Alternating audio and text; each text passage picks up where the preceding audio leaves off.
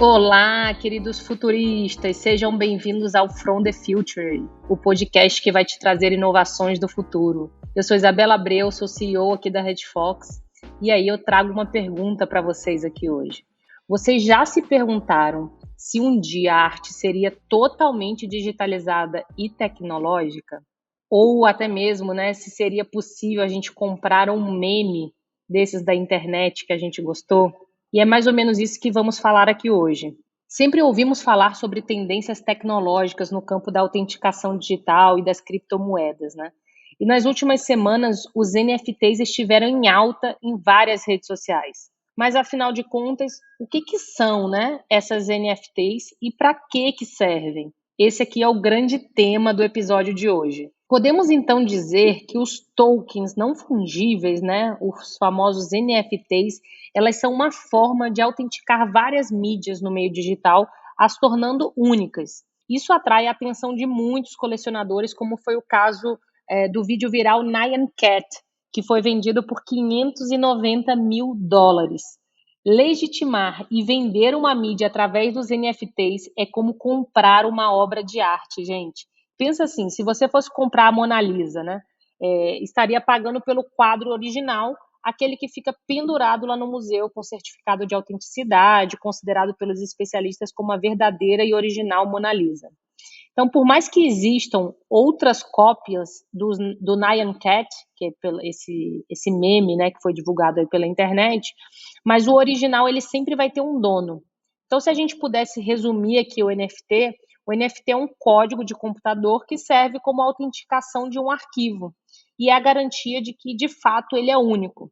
Então, o NFT é esse token ou chave, completamente único que é vendido junto ao arquivo e garante a sua autenticidade. Ou seja, a pessoa que comprou de fato lá o Nyan Cat, que é aquele meme, do gatinho colorido e tal, ela recebeu o arquivo original do meme com o NFT, que é o código que garante a sua autenticidade, e a sua exclusividade. Mas então, Isabela, como que eu posso adquirir meus tokens não fungíveis? E é aí que ocorre uma parte burocrática que muitas vezes demanda recursos tecnológicos ou pelo menos uma boa assessoria e consultoria de profissionais do assunto. As transações de NFT, elas acontecem por meio de uma tecnologia chamada blockchain, que é um sistema que permite rastrear o envio e recebimento de alguns tipos de informações pela internet. Então, são pedaços de código gerados online que carregam informações conectadas. E é esse tipo de sistema que permite as transações das criptomoedas, como o Bitcoin, por exemplo. Então, basicamente, toda vez que há uma movimentação, ela fica registrada numa espécie de documento oficial, mantido por milhares de computadores ao redor do mundo e que pode ser acessado por qualquer pessoa. Então, o principal valor dos NFTs é baseado na confiança da autenticidade.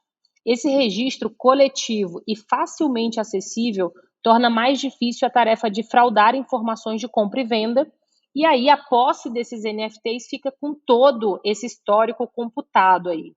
Então, apesar de ser revolucionária, a tecnologia dos NFTs possui muitas polêmicas ainda, principalmente sobre como funciona essa sua compra, já que os blockchains possuem um alto custo energético. São muitas as tecnologias baseadas em blockchain, em especial os NFTs e as criptomoedas, como o famoso Bitcoin. Um exemplo prático sobre o custo energético elevado foi o leilão feito por Joanny Lemercier, um artista plástico francês que em 10 segundos de transação consumiu o equivalente a 2 anos de eletricidade em seu estúdio, que ele consumia em seu estúdio. Então, por isso, é importante que a tecnologia promissora dos blockchains se torne cada vez mais sustentável. Então, você deve estar aí se perguntando, mas, Isabela, por que os blockchains gastam tantos recursos energéticos para funcionarem? A resposta é um pouco complicada, mas se eu pudesse aqui simplificar, o que eu responderia? Acontece que esses blocos que são únicos no sistema de blockchain, ou seja, cada alteração ocorrida naquele sistema comunitário possui uma criptografia que se torna cada vez mais complexa e segura. E se por um lado isso é maravilhoso para a segurança, já que seria difícil corromper esse sistema, mas por outro, quanto mais difícil é a criptografia, mais recurso computacional são gastos. e aí, consequentemente, mais energia, mais eletricidade. Então, essa estabilidade ela é a métrica de segurança do blockchain, já que fraudar recursos exige um poder maior de processamento do que a rede inteira de blockchains. Então, como curiosidade aqui, atualmente o país com mais recursos para mineração de criptomoedas e NFT é a China, onde as famosas fazendas de mineração dependem da energia originada da queima de carvão, que é extremamente poluente. E aí, qual que é a melhor opção para a gente seguir inovando e se beneficiar das vantagens do blockchain e sem comprometer o meio ambiente? Essa daí é a grande questão, cerne aqui, né, que envolve criptomoeda, blockchain e tal. Então, a resposta ela é bem simples, mas na teoria, né? As fontes de energia limpa e as tecnologias desses blockchains, elas devem ser associadas. Então, a união de alternativas sustentáveis vai ser a grande peça-chave desse criptofuturo que a gente está chamando. Então, sabendo de todas essas burocracias e todas essas questões que envolvem o NFT, fica muito claro aqui que o Brasil ainda tem algumas dificuldades e grandes obstáculos em relação à implementação, né, dessa nova tecnologia. E aí, nesse ano, agora de 2021, acontecendo essa grande crise elétrica que estamos vivenciando, onde o gasto energético fica cada vez mais caro e, de certa forma, interfere diretamente nos investimentos de NFT. Então, para se tornar cada vez mais acessível e não acarretar em prejuízos, essa tecnologia ela vai ter que ser realmente muito bem desenvolvida. E aí, por um recurso relativamente novo, existem algumas empresas que vêm buscando alternativas às criptomoedas tradicionais, e um exemplo disso é a XRP, muito elogiada aí pelo Elon Musk, por ser considerada, né, mais leve do que o Ethereum, ou até mesmo o Bitcoin, e a sua velocidade por transação é de apenas 0,4 segundos.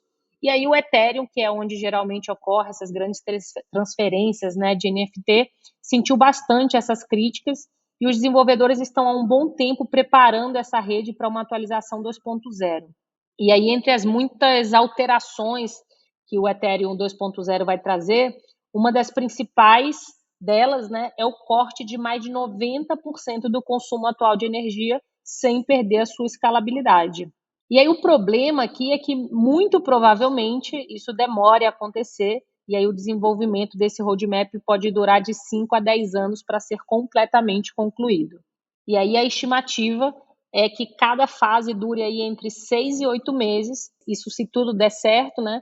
Já que esse grande time de desenvolvimento aí da criptomoeda ficou famoso por atrasar, né, os prazos sempre nos últimos anos. E aí o lado positivo disso é que, ao mesmo tempo, muito trabalho tem sido feito para agilizar esse processo. Então, cabe a nós, investidores brasileiros, esperar mais um pouco por essas novas tecnologias e que podem fazer com que os NFTs sejam mais agradáveis ao bolso e, naturalmente, ao meio ambiente. Bom, gente, esse foi mais um episódio aí do From the Future. Espero que vocês tenham gostado desse grande episódio aí sobre as NFTs. Continue nos apoiando em nossas redes sociais para não perder mais nenhum episódio. E lembrem-se, viver não é preciso, inovar é preciso.